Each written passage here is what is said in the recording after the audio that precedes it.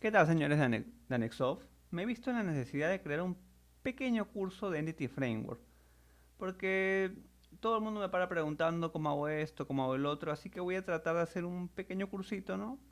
Tocando temas puntuales y prácticos, ¿no?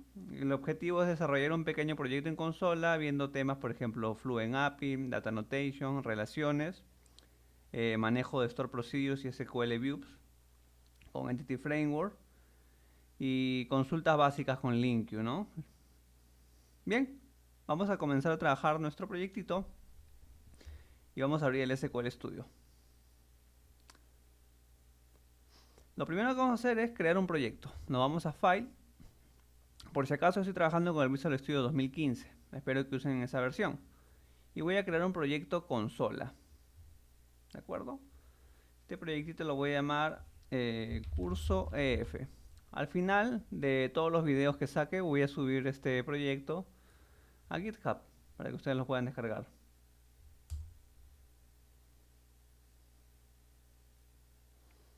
Bien, ya tenemos nuestro proyecto nuestro proyecto consola. Comencemos con lo más básico. ¿Qué es Entity Framework?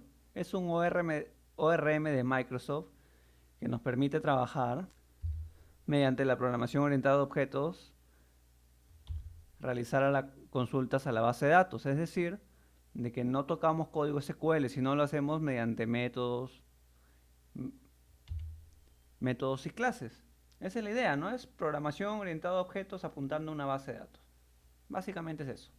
Bien, vamos a comenzar con nuestro proyectito. Vamos a crear una base de datos.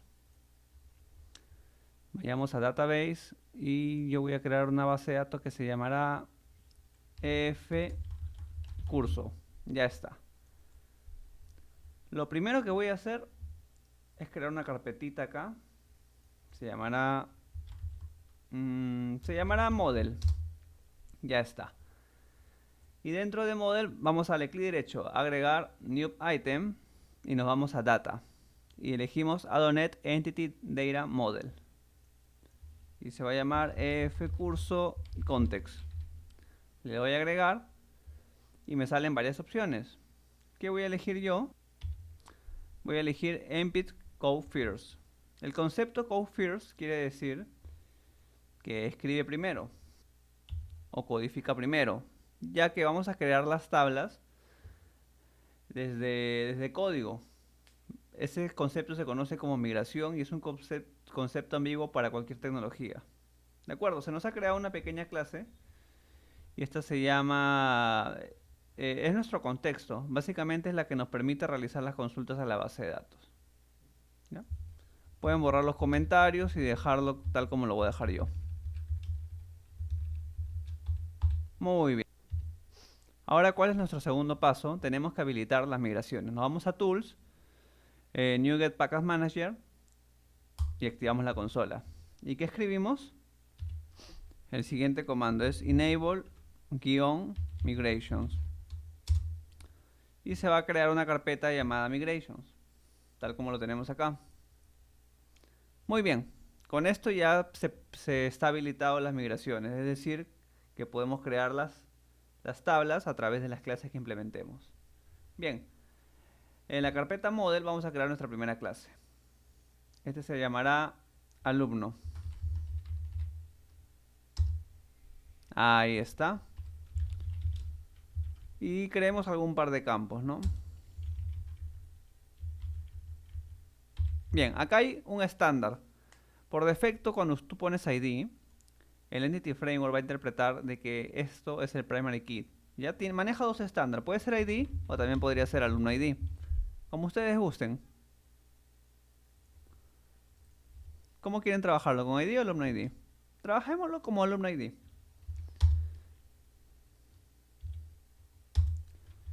Y creamos un par de campos más, ¿no? Nombre. Apellido. Y por ahora lo voy a dejar ahí. Ya tenemos el primer paso, que es nuestra clase, y esto debe convertirse en una tabla de SQL. ¿Qué hay que hacer? Nos vamos a nuestro contexto y comenzamos a agregar los dbsets. dbset. ¿Con qué clase vamos a trabajar? Con alumno. Alumno. Get y set. Ya está. Bien. Ahora cuando realicemos la migración, por defecto el Entity Framework trabaja con pluralización. Es decir, me va a crear una tabla llamada alumnos. Hay varias formas de decirle para decirle qué nombre queremos que tenga la tabla. Una de ellas sería especificar mediante data annotation y decirle qué nombre va a tener la tabla. Con esto evitamos la pluralización, pero vamos a hacerlo usando el Fluent API. En Entity Framework hay dos formas de hacer configuraciones. Para todo el tema en realidad de las consultas, el comportamiento que va a tener nuestra capa de persistencia, en nuestro caso Entity Framework, contra la base de datos. Puede ser mediante data annotation, que es decir, escribir código en cada propiedad, ¿no? Por ejemplo, yo quisiera que no sé, que esta columna de repente se llame, que el tipo sea el siguiente, ¿no? Que sea un text de SQL. Lo puedo hacer mediante esto, ¿no? Y cuando se genere la migración, lo va a convertir a texto. Por de caso contrario, por defecto generaría un varchar. Los programadores hoy en día suelen usar más el Fluent API, que se hace toda la configuración mediante el contexto.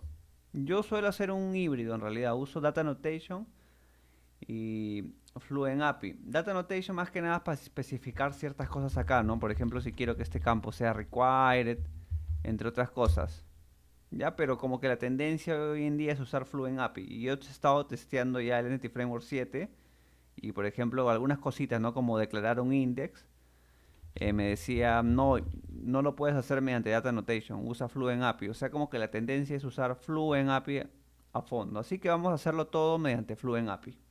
Y mediante el Fluent API vamos a deshabilitar la pluralización, para que por defecto, si mi clase se llama alumno, quiero que la tabla también se llame alumno. Bien, nos vamos a nuestro contexto y debajo del constructor vamos a agregar el siguiente código. ¿Ya? Y ponemos un control punto. Ahí está, es así. Es el siguiente método que está sobreescribiendo y le pasamos como parámetro el db model builder. Bien, mediante este model builder es que podemos especificar el comportamiento que queramos que tenga nuestro trabajo que hacemos con Entity Framework hacia la base de datos. Para remover la pluralización, copiamos el siguiente código. ¿No? Decimos model builder y hacemos referencia a la siguiente clase y con esto ya por defecto va a crear la clase tal como lo hemos especificado, la tabla, perdón, tal como hemos especificado el nombre de la clase. Control punto y agregamos el namespace que me solicita. Muy bien, ya está. Ahora sí, como les dije, no vamos a usar data annotation, sino hay que configurar cada propiedad y especificarle, por ejemplo, el nombre. Yo quiero que tenga cierta longitud y que no sea nulo. Igual para el apellido y que por defecto ya va a saber que es el primary key, ¿no? Como les dije, maneja un estándar. En caso que fuera diferente, ¿no? De repente lo quieren llamar código, ahí sí tendríamos que especificar. Pero si vamos a trabajar con el estándar, no hay ningún problema. Y ya va a saber que es el primary key. Bien. Vamos a crear una región porque vamos a trabajar con varias clases. Entonces, para que todo esté más ordenadito, lo ponemos en regiones. Y ponemos model builder. ¿Con qué entidad vamos a trabajar? Con alumno. Yo solía trabajar o suelo trabajar en el Fluent API, más que nada las relaciones. Bien, comenzamos a configurar. Model builder, entity, la entidad con la que voy a trabajar, alumno. Luego me voy con qué propiedad quiero trabajar. Mediante una expresión lambda le digo, por ejemplo, nombre. Y le voy a decir que tenga una longitud. Por defecto que sea máximo 50. Adicionalmente le diré que es requerido. Ya está. Vamos a ponerlo así ordenadito.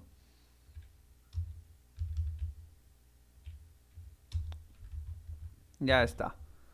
Vayamos ahora con la siguiente propiedad.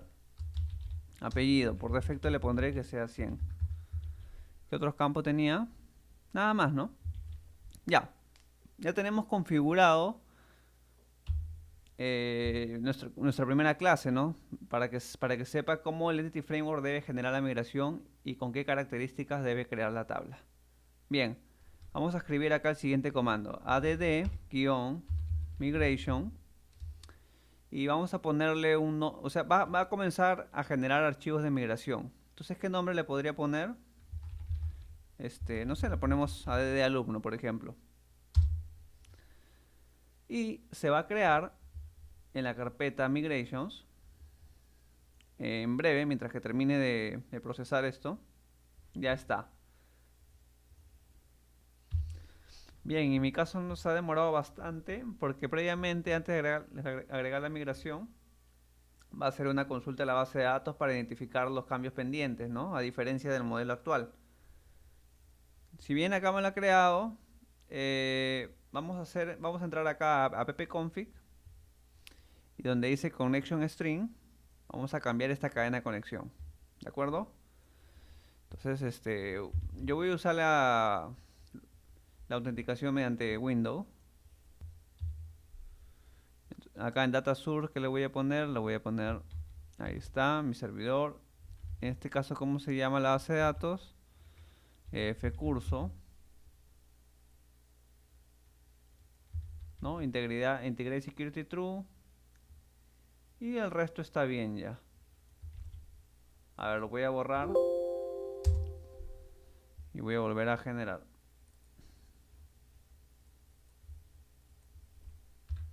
Hay un tema muy importante que lo he obviado. Acá en Configuration, que es un archivo de configuración para las migraciones. Por ejemplo, acá en Sheet ustedes podrían crear data inicial para que tengan las tablas. Y hay un tema que siempre déjenlo así, en false, porque si ustedes lo ponen esto a true, cada vez que creen un nuevo modelo, automáticamente y ejecuten el proyecto, automáticamente va a intentar crear la tabla. Y eso no es muy amigable. Así que vamos a dejarlo por mientras ahí. Bien, si nuestra cadena de conexión todo está bien, vamos a agregar de nuevo la migración y veamos qué pasa. Ahora sí lo hizo más rápido, ¿no? Ya está. Muy bien. Como pueden ver, me ha creado acá un archivo con un ID que en realidad es fecha, mes y año. Y me parece que hora también. Y es único. Este archivo contiene los datos que va a migrar para el modelo con el que estamos trabajando actualmente. Y está compuesto por dos métodos, up y down. Up, ¿qué quiere decir? Son los cambios a realizar. Y down, ¿qué quiere decir? En caso de que hagamos la migración mal, podemos revertir este proceso. Automáticamente ya el Entity Framework nos ayuda con todo esto, porque esto hacerlo manual sería un poco tedioso, ¿no? Y miren, en base a nuestro Fluent API, como hemos configurado acá, ¿no? Maclen 50 es requerido, abajo Maclen 100 es required, lo ha generado acá igual. No puede ser nulo, tiene que tener 50 caracteres, o sea, la cantidad de caracteres máximos. Igual para la parte de abajo. Y como les mencioné, como esto es un estándar, ¿no? Poner así el nombre de la clase y el ID, ya lo ha detectado que es el primary key. Bien, como yo ya comienzo a trabajar y generar la tabla, el siguiente comando, update database. Presionamos enter y se va a ejecutar la migración. Vamos a nuestra base de datos y vamos a ver que hay una nueva tabla. Esta tabla se llama Migration History. Esta es la que le permite al Entity Framework controlar los cambios de versiones o las migraciones con las que se está trabajando. Vamos a hacer un resumen de migraciones. ¿Por qué usar migraciones? Porque cuando trabajamos en un proyecto en equipo, las migraciones digamos que es como un repositorio para controlar los cambios que hagamos en nuestro modelo y se reflejan en la base de datos. De esta manera, si tienes un cambio, simplemente tu compañero actualizaría su proyecto y ejecutaría el update database y podría estar con la última base de datos actualizada, ¿no? En vez de estar pasándose un script, podemos hacer la migración. En eso nos ayuda, más que nada, ¿no? Para generar colaboración en el equipo. Bien, veamos cómo se creó la tabla. Ahí está, mira, nombre 50, not null, apellido 100, not null. Y ya está. Y por defecto le ha puesto el alumno ID, que es un PK. Y también le ha especificado que el tipo es identity, es decir, autoincrementable. Veamos acá. Ahí está, identity, yes. Bien, supongamos que suele pasar, ¿no? Nos pidieron un cambio de modelo y agregamos un par de columnas más. Simple. Por ejemplo, quiero crear acá una columna que se llame DateTime y creado, le pongo, no sé, creado, ahí está, para saber cuándo se creó el dicho registro, y otra que se llamará actualizado. Ya está. ¿Qué hay que hacer? Hay que generar una nueva migración. Entonces ponemos el comando add migration. ¿Y qué nombre le puedo poner? No lo sé. Supongamos alter alumno column, algo así, ¿no? Se alteró alguna columna del alumno. Ya ustedes vean qué nombre les ponen. Como que no queda muy bien mezclar el español con inglés, ¿no? En inglés, ¿cómo sería? Alter Student Column, ¿no? Ahí sí tendría más sentido. Bueno, como pueden ver, el comando de migración ha detectado los cambios. Entonces sabe de que hay dos campos nuevos que no existían en la migración anterior y por lo tanto ha generado el modelo. Pero acá ha pasado un pequeño detalle, miren. Los ha puesto que estos dos campos pueden ser nulos. Y yo quiero que no sean nulos, quiero que sean requeridos.